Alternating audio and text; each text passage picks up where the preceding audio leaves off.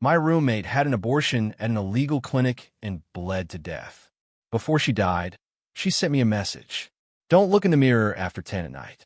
Don't go near men in black. They'll make you pregnant. There are no cats or babies in the dormitory.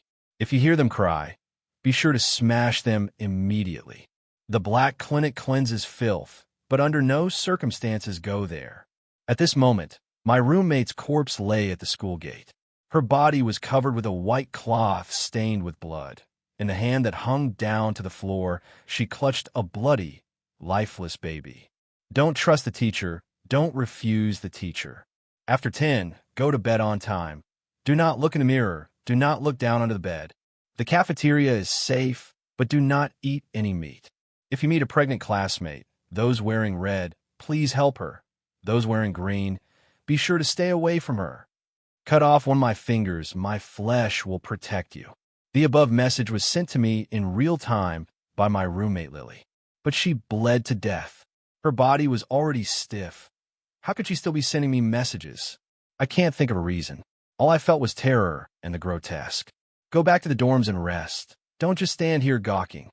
At that moment, the school administrators arrived with a group of security guards. The security guards waved iron rods, driving away the students who had gathered around Lily's body. After everyone left, they placed Lily's body into a body bag and carried it toward the school's basement. I frowned. The school's basement was the place specifically used to store the cadaver instructors. But why? When the school authorities saw a student dead, did they not first preserve the scene, call the police, or notify the family? Move aside. 2 security guards carried the body toward the school's main gate behind me. Expressionless, they said, "Stay away from the corpse. It's bad luck." Although they spoke like that, I could sense that the guards' steps were unmistakably heading straight at me. My heart dropped. Suddenly, I noticed the security guard was wearing black clothes. Don't go near men in black clothing. They'll make you pregnant. This was one of the text message rules Lily had sent me. What are you doing? I yelled at the security guards, trying to make them stop. I wanted to run, but my body refused to obey, as if frozen in place, unable to move. I watched as the guard, one hand supporting Lily's head and the other gripping her feet, drag her body sideways toward me. I could even feel the cold impact of the corpse against my arm. The overwhelming terror made the blood in my body rush backward. Suddenly, I surged with force and bolted several meters away. I clenched my fists tight and roared, "Are you crazy?" deliberately throwing a corpse at me. The security guards said nothing. They continued in the same direction, carrying the corpse horizontally, walking straight toward the campus. But their heads all turned together toward me, the whites of their eyes ghastly, staring fixedly at me. Their eyes were strange, reversed from what normal people's are. Their eyeballs were all jet black, with only a sharp white dotted the center of each pupil. It was utterly unsettling. I dared not shout anymore, nor did I dare look at them. Instinctively, I lowered my head. Suddenly, someone tugged at the hem of my dress. I turned my face and saw another roommate, Susan, who was 10 centimeters shorter than me. She was clutching my long skirt tightly and whispered, "Claire, you were just avoiding the security guard in black. Did you get that text Lily sent?" I hesitated for a moment and asked her, "You receive it too?" Susan took out her phone and showed it to me. On the screen was a list of rules identical to mine. She enlarged the text and asked me, "Do you believe these rules?" "I don't believe it. We're medical students. We should know. Only when a man and a woman do, that can a woman get pregnant." I shook my head and continued. "According to the rules, I'm even supposed to cut off Lily's finger to save my life. But that's mutilating a corpse, a crime. I'd go to jail. There's no way I'd follow the rule. If you don't follow the rules, the next ones to die will be us." Susan grew anxious. She dropped her voice to a whisper. "Claire, haven't you noticed something is seriously wrong with this school? In our class alone, 7 girls got pregnant, bled out, and died, yet not a single person, from the police to the relatives, has come to the school to investigate." "Susan, stop," I said, drawing a deep breath. "It's all coincidence. They bled to death because of their reckless behavior. As long as we study properly, nothing will happen to us." Susan looked at me with bitter exasperation, as if I were a lost cause. I originally wanted to ally with you, so we could survive this bizarre set of rules. But I never imagined you could be this stupid. You're hopeless. I'm tired, I want to sleep.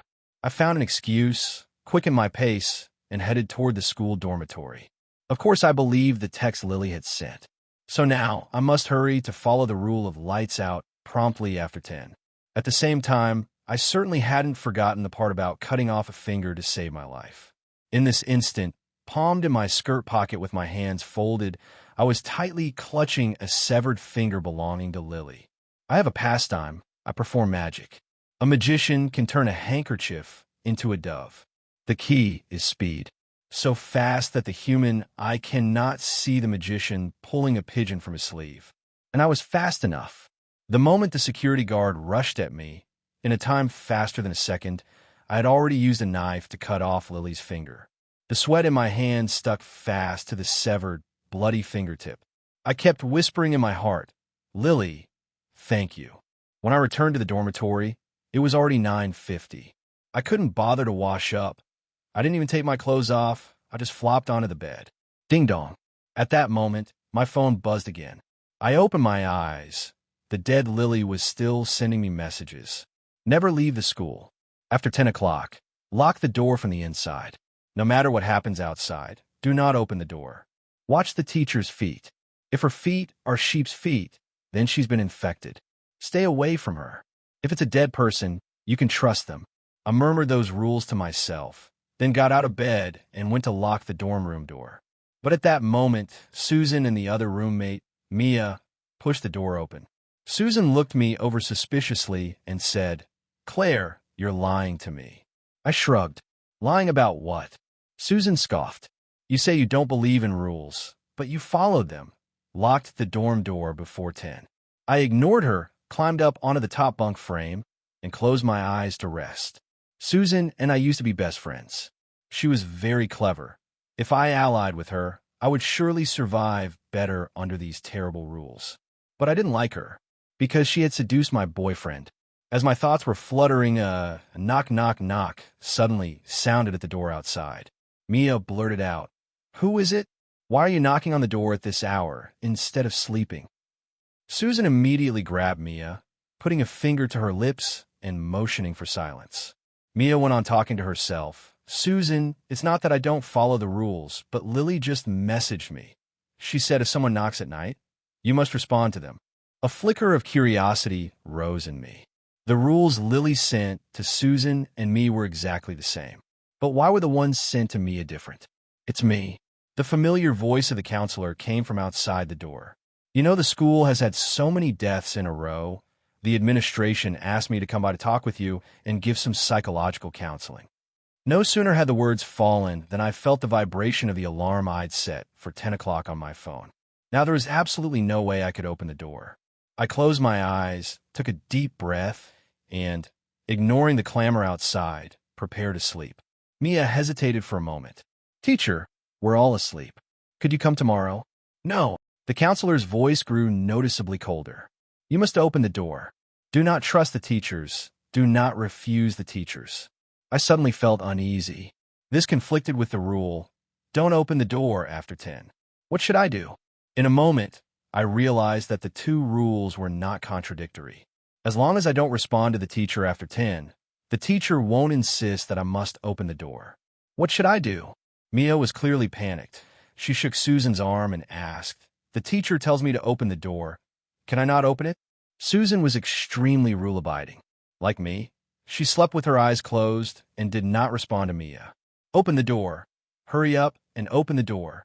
Outside the door, the teacher's hand moved like a wound-up clock, knocking again and again with a steady, rhythmic beat. Mia was nearly in tears. Her face contorted, an expression of fury and fear.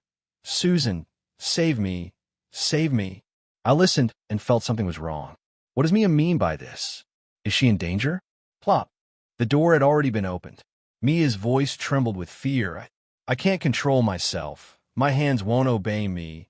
They went to open the door. "Good. You're an obedient good child."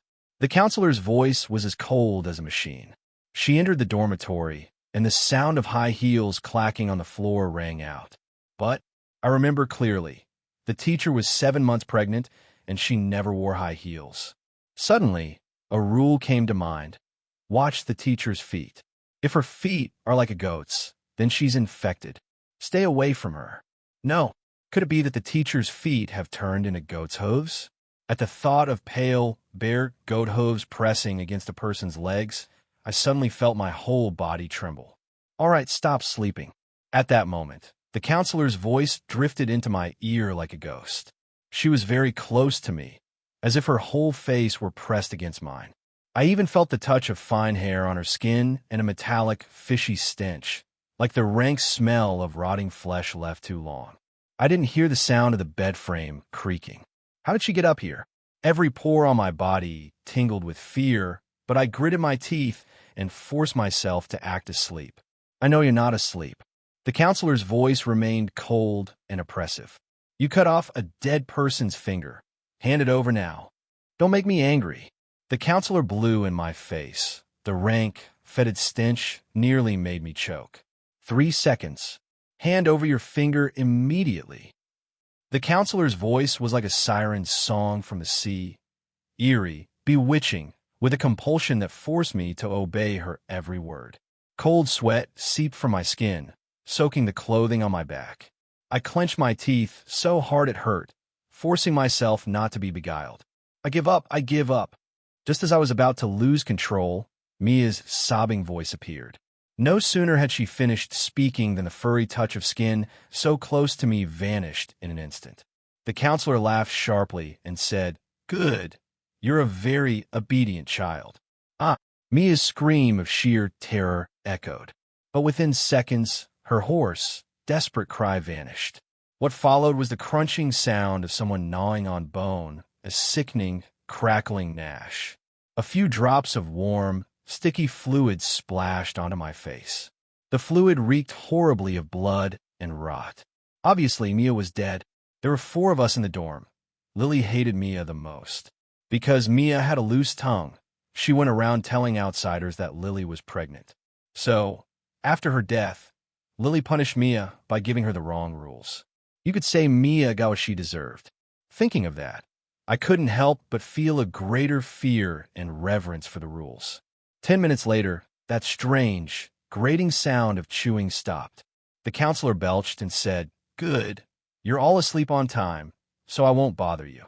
With a creak, the dormitory door was pulled open and then closed again. I relaxed slightly. The dormitory began to quiet down, so quiet that I could even hear my own breathing. That, oddly, made it harder for me to fall asleep. I felt a little need to pee. I pressed my lower abdomen, wishing I could slap myself. Why had I not gone to the bathroom before getting into bed? Mia's dead. Just as I hesitated, about to wet the bed, Susan's sigh reached me. Mia, she died for the both of us. I already needed to pee, and hearing Susan speak made her seem even more irritating. A rustling sound rose again. Susan got out of her bed, climbed the bed frame, and got onto mine. Stop pretending to sleep. The counselor has already left. She tapped my face. Before we went back to the dorm, I dragged Mia down to the basement, planning to cut Lily's fingers to save our lives. I remained silent, but my legs involuntarily drew up. I really couldn't hold it anymore. I couldn't open my eyes, so I decided to pee the bed. You want to guess what I found when I lifted the shroud? I found that Lily's 10 fingers had all been cut off. Her toes had been cut away, too. There wasn't an inch of good flesh on her body, like an incomplete husk. My heart sank. I only cut off one of Lily's fingers. Why does she have no hands or feet? Could it be that after Lily died, she didn't just send the rules to me and Susan, but to the entire school? I noticed you were very close to the security guard carrying the body. Did you reach out then and cut off Lily's finger? Susan, as if venting spite, pinched my tightly closed eyelids. Hurry up and give me her finger. She used a lot of force. The pinch hurt me badly. I already had to pee, my whole body twisted and taut, and now Susan was like a fly, constantly fluttering, disturbing me, even trying to snatch my life-saving finger. That made me furious to the extreme. I couldn't restrain myself any longer. I raised my hand and slapped her hard across the face. Get out. He. Susan's voice vanished in an instant. Instead, the counselor's sharp, mocking laughter filled the air. A coldness ran through my whole body. I saw the counselor wearing a dark green shroud with chrysanthemum-embroidered frog closures, tilting her head, the whites of her eyes bloodshot and bulging, inching closer and closer to my face. I've been waiting for you a long time. I just knew you weren't asleep. My heart raced uncontrollably, as if it could leap from my throat out of my chest at any moment. I really hadn't expected the counselor to be so cunning. She not only pretended to close the door and leave, she even imitated Susan's voice. What am I supposed to do now? Like Mia, be killed by the counselor? Hand over your fingers now. The counselor drew closer to me. Her face looked as if someone had dug a hole in it. On closer inspection, I realized with a shock that she had no nose, no mouth, only 2 shattered eyeballs. At this moment of life and death, a rule flashed through my mind. After 10, go to bed on time and sleep. Go to bed on time and sleep? In ordinary consciousness, sleeping requires closing one's eyes. However, the rules never explicitly said you must close your eyes to fall asleep. In the ancient 3 kingdoms, there was the general Zhang Fei who could fall asleep with his eyes open. So, although I just opened my eyes, it didn't count as breaking the rule. Thinking that, I immediately kept my eyes open, turned onto my side, avoided looking at the counselor's terrifying, bloodied face, and kept making the contented, teeth-grinding sounds of someone fast asleep. The counselor's neck instantly stretched out and landed on my pillow. She rolled her eyes but didn't look away, staring at me intently. Don't pretend to be asleep. I know you're awake. She didn't attack me. I felt a surge of joy. The counselor's words just now were a test. So my earlier guess was correct. As long as the counselor wasn't sure whether I was awake, she couldn't hurt me. And so she kept staring at me for more than an hour straight. I was utterly exhausted by her. Just as I wanted to fall asleep, I watched her neck slowly split open. Tick! Drops of metallic, bloody water fell onto my pillow and into my hair. My whole body trembled with terror, but I forced myself to stay still, not moving an inch. I saw the counselor's neck split in 2 like a tree dividing into branches. From the 2 halves, 2 heads grew out respectively. One stared at me, the other stared at Susan in the lower bunk. That whole night, Susan passed in intense fear. She did not sleep. I saw the sweat on her forehead and the blanket trembling noticeably. Stop pretending to be asleep. The counselor used the same tone he used with me, his voice cold as he addressed Susan. Ah! Susan threw back the covers suddenly and let out a terrified scream. He. The counselor stared at my skull, then his neck instantly retracted, merging into a single head. I let out a small breath of relief. Now the counselor's full attention was fixed on Susan. Playing dead is not something a good child does. The counselor's mouth slowly opened. Her mouth was like a python's, able to stretch a full 180 degrees. Don't eat me. Susan screamed and ran toward me. I clenched my fists so hard I could have slapped her right then and there. That bastard. She was even trying to drag me down with her as she was dying. She's conscious too. Why don't you eat her? Susan and I had been roommates for 3 years. She clearly knew my eyes were open and that I wasn't sleeping. But the counselor paid no attention to her words. As the counselor's neck stretched upward, dangling in the air, his already gaping mouth was about to swallow Susan. No! Watching Susan as she was about to die, she suddenly fell straight to the ground, her eyes, like mine, wide open and no longer speaking. At the same time as Susan's action, the counselor actually reverted to a normal human form. I was secretly astonished. Why didn't she eat Susan? This forced me to once again review the rules carefully. The rules said, after 10, go to bed on time and sleep. After 10, go to bed on time. Those 7 characters Susan and I clearly complied with. But the 2 words go to sleep contain a world of meanings and leave room for interpretation. For example, sleeping can be real sleep, or it could be a sham. She could be sleeping with her eyes open or with them closed.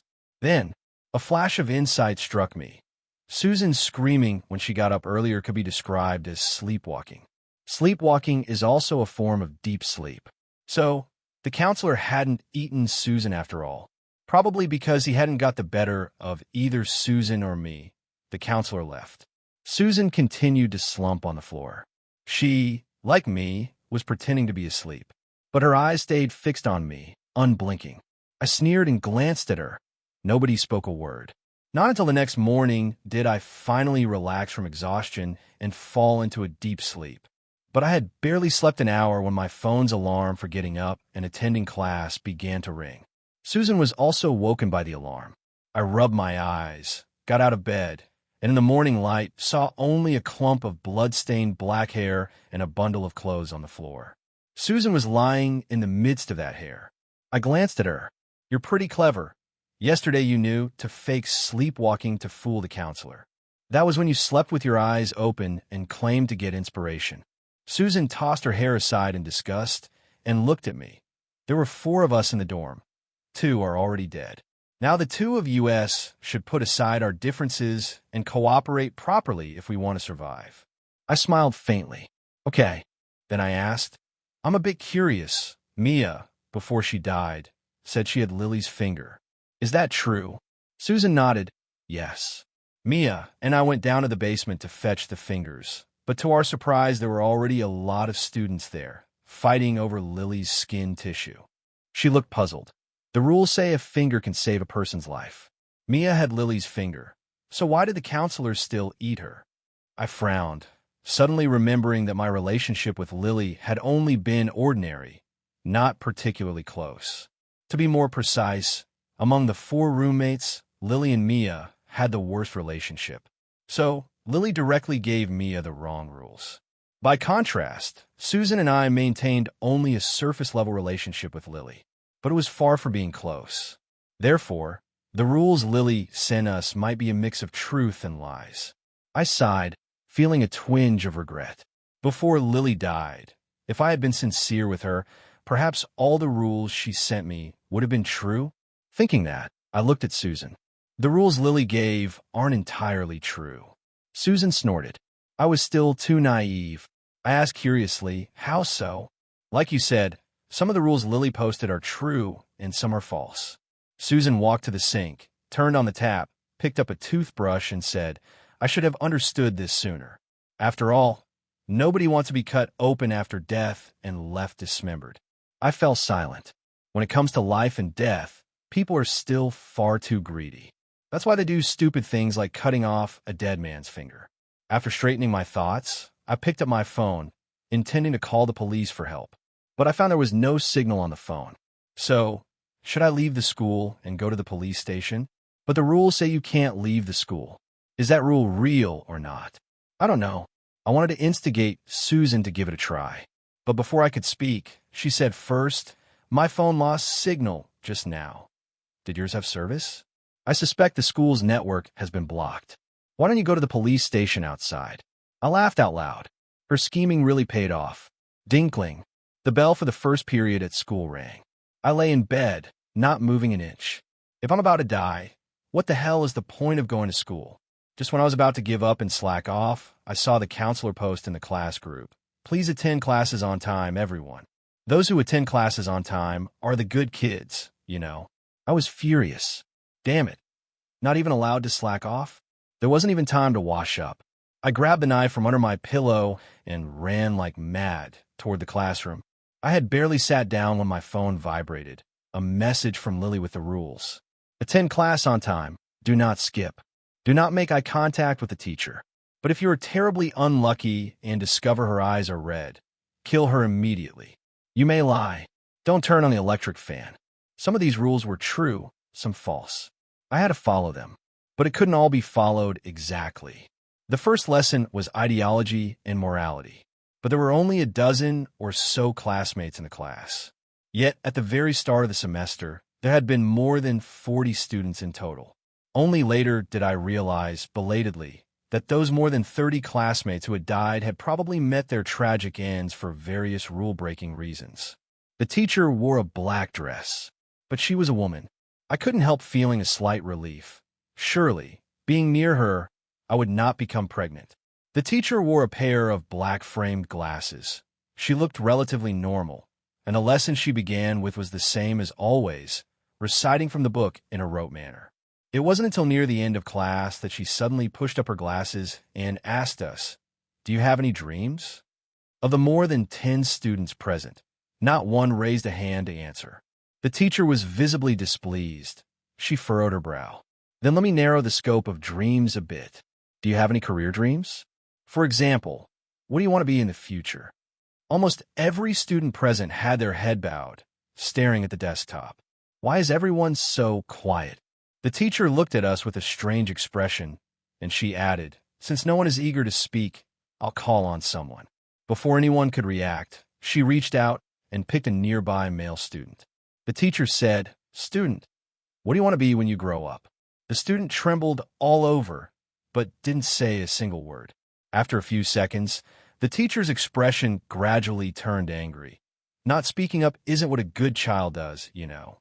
No sooner had she finished speaking than her mouth widened impossibly, and with one bite, she swallowed the student whole.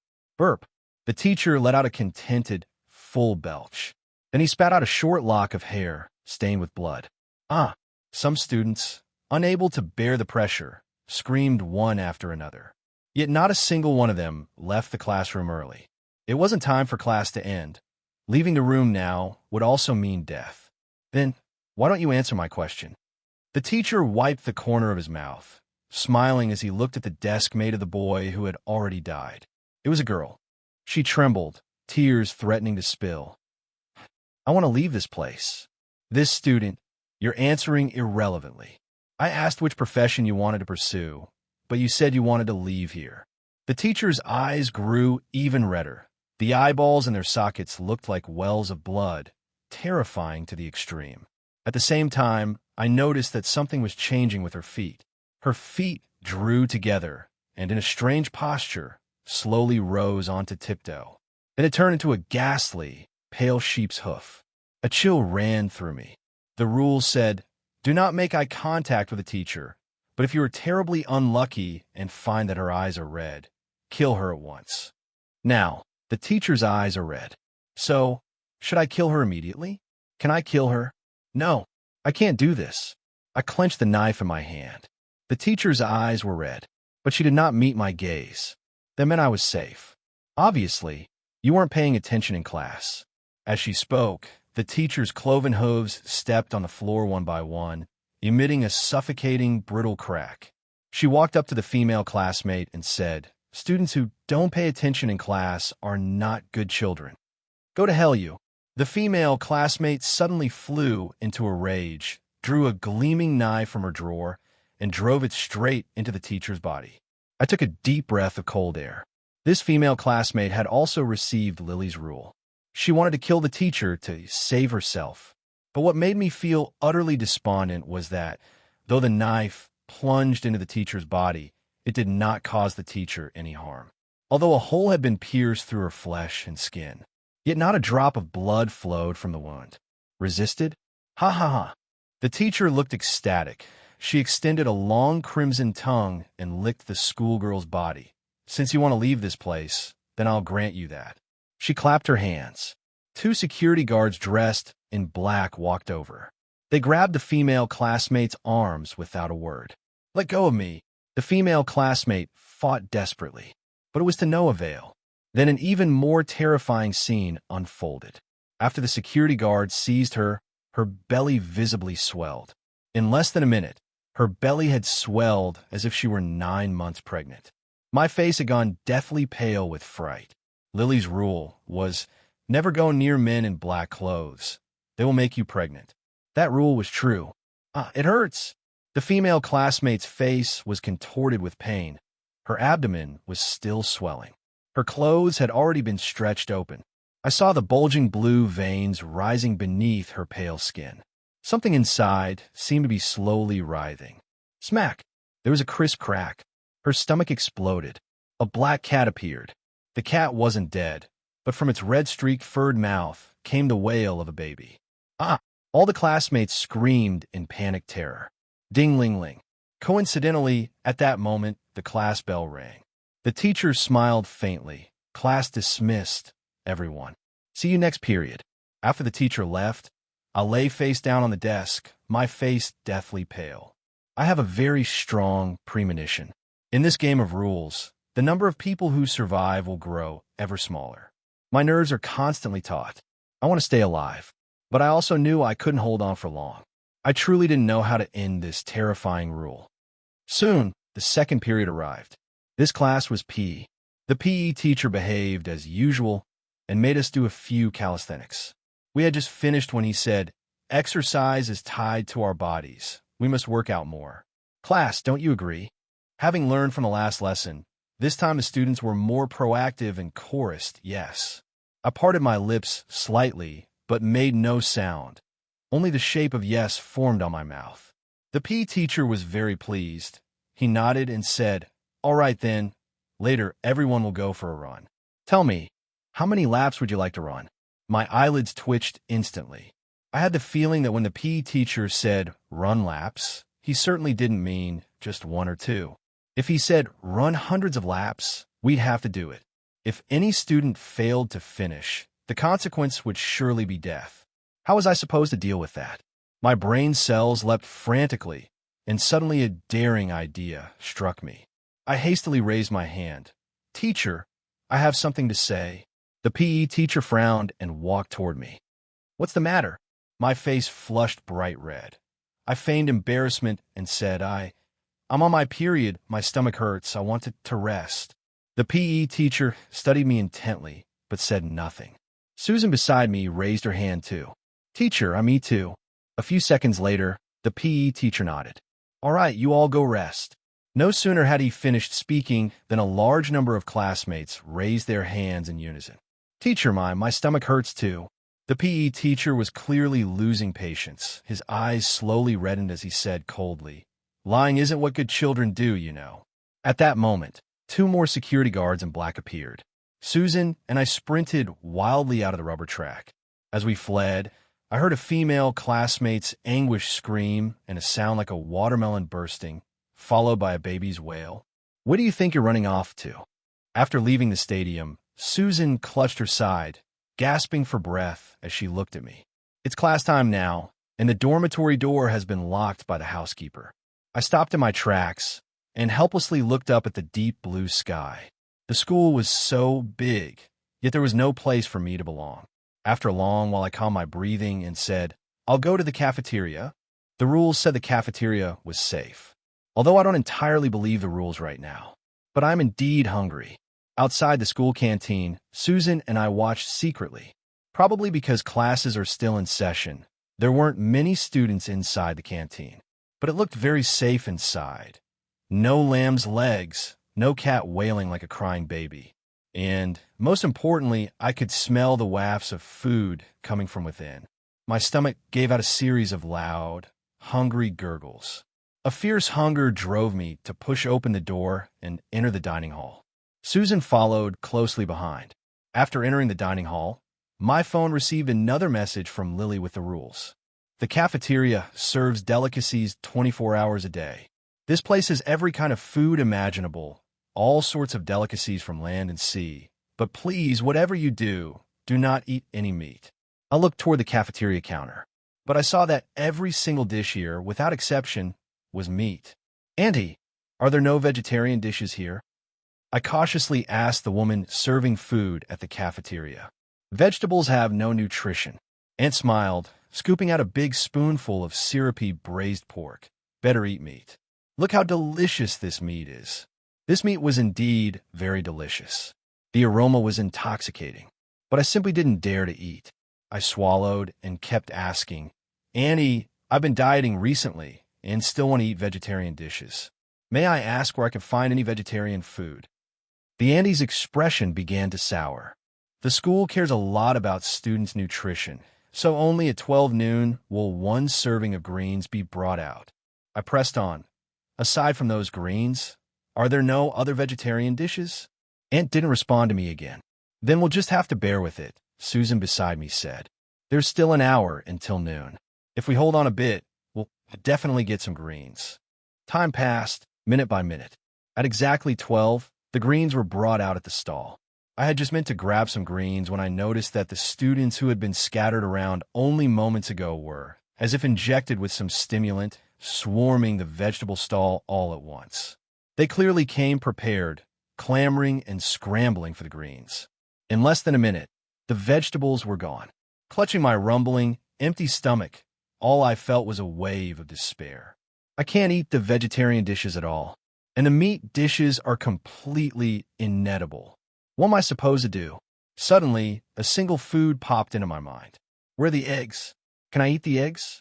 No, absolutely not. Eggs can hatch into chicks, so they're also meat. During this time, other students getting out of class also flooded into the cafeteria. They had also received the rule that they could not eat meat. Complaints rose up. I can't eat meat, but there are no vegetarian dishes here at all. Are you trying to starve me to death? The rules aren't necessarily all true. I don't care. The most terrible way to die in the world is starvation. Even if I die, I'll die stuffed. A large number of students put meat onto their plates. They ate the meat with wild, ravenous delight. After they were full, they seemed to have no problems at all. Could it be that you can't eat meat in the canteen? Is that rule fake? The resolve in my heart began to slowly crumble in the face of the scent of meat. Can you help me? At that moment, a big-bellied woman in red and another woman in green both came to me for help. I watched them warily. Help me with what? I'm hungry. I want to eat some meat. The woman in red held a tray and looked at me pitifully. But my belly is so big. I'm about to give birth at any moment. I can't stand in line to squeeze for food. Can you help me get some meat to eat? The other woman in green used the same line, but what she said was, can you help me get some vegetables to eat? I thought of what the rules said. If you encounter a pregnant classmate, those wearing red clothing should help her. Those wearing green clothing must stay away from her. My heart fell into an unprecedented turmoil. The meat cannot be eaten. The person who can wear red clothes, let me cut meat for her. Should I help her? If I refuse, will I be punished? Sure, I'll help you weigh the meat. Susan reached out, took the plate from the woman in red, and headed toward the meat stall. Soon, she brought back a plate of delicious-smelling meat. Thank you. The woman in red smiled at the corner of her mouth and said, could you do me one more favor? Susan blurted out, of course. The woman in red said, I want to eat your entrails. Can you give me your entrails to eat? Susan's face went ashen in an instant, and she fled in a panic. The woman in the red dress was still laughing, but she did not strike out to harm Susan. Please help me. The woman in green, looking pitiable, stared at me. I'm starving to death. Help me. Give me some vegetables to eat. I kept a respectful distance and remained silent the whole time, pretending I was deaf and mute and couldn't hear her. The woman in green pestered me for about 2 hours. When I didn't respond, she took her plate and went to ask other classmates for help. Another hour passed, and the school's afternoon class bell rang. The counselor sent another message in the class group. Being on time for class is what good kids do. I sighed, clutched my rumbling stomach, and headed toward the teaching building. Susan followed me. Wait for me. We had just left the cafeteria when we saw the woman in red bolt out, as if possessed. Before I could even react, the woman in red was on top of Susan, her mouth wide as she ravenously gnawed at her. I stood frozen in terror, my whole body going cold. Soon, Susan was eaten to the point of being unrecognizable. Just before she died, she shouted at me, "Go to the Black Clinic. That's the only place to stay alive." The Black Clinic was set up in a hotel not far from the school. Lily's rules said, "Do not leave the school." The Black Clinic is a place to cleanse corruption, but under no circumstances go there. Should I go to the illegal clinic? Can Susan's words be trusted? I don't know what I should do. All 3 roommates are already dead.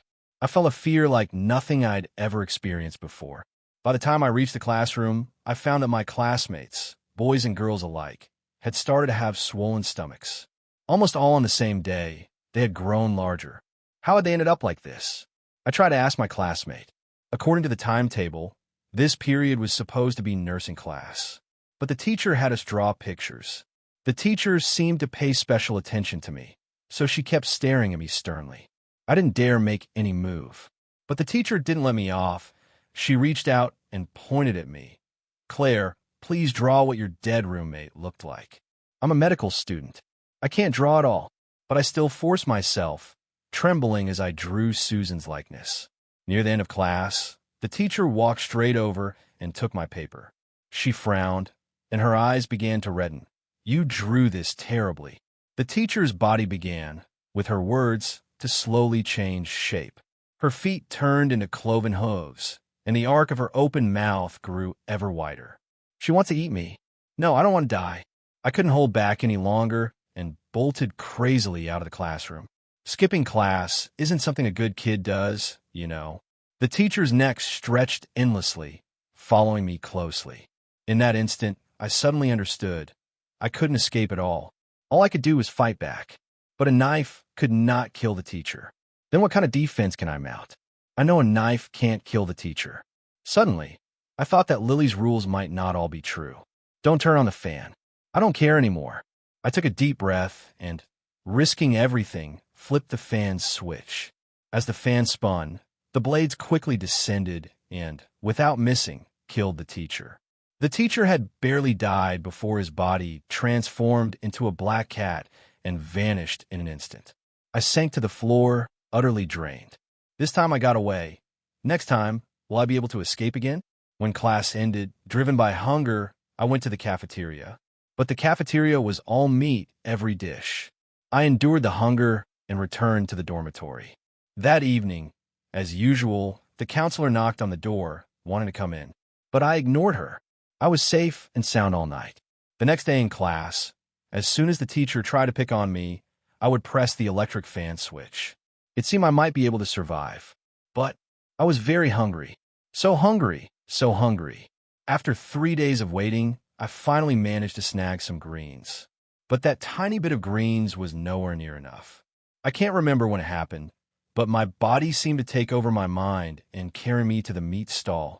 I ordered a whole roast chicken, a complete, overflowing one. I tore into the meat with huge mouthfuls. Then I felt my stomach swell. After I had eaten my fill, I realized that the other classmates with swollen bellies had gotten that way from eating the meat in the cafeteria. The man in the black clothes must not be touched. Likewise, the cafeteria's meat must not be touched. They will both make a person pregnant. Day after day passed. My belly kept getting bigger. Through the thin skin of my abdomen, I could even faintly feel something clawing and wriggling inside. Were those claws a cat's? I clutched my swollen belly, feeling an unprecedented pain and despair. In the end, I realized that whatever happened, I would die. When my stomach had swelled as if I were about to give birth, I left school and went to the illegal clinic. The abortion doctors in the clinic wore masks and dark glasses. I couldn't make out their faces. When they saw me, they looked at me with contempt and said, "Here for an abortion, right? Get on the operating table." I pushed out my belly and did as they said. In the operating room, they still wore masks and dark glasses. The cramps in my abdomen and their mockery made me unable to contain my anger. Who wears sunglasses while performing surgery? While the doctor wasn't looking, I took off his glasses and mask, only to discover in horror that their faces were dark and covered in fur. No, they looked more like an owl placed on a human's neck. I screamed, trying to get up. I'm not having an abortion. He. They took off their gloves, revealing furry paws, and pressed them against me, forcing me to stay still. They made sharp, delighted chirps. Fun, so much fun. Afterwards, my consciousness slowly blurred. I felt something peel away from my body. I felt my blood growing cold. I felt death. I am dead, just like Lily, at the Black Clinic, died from an abortion. The end.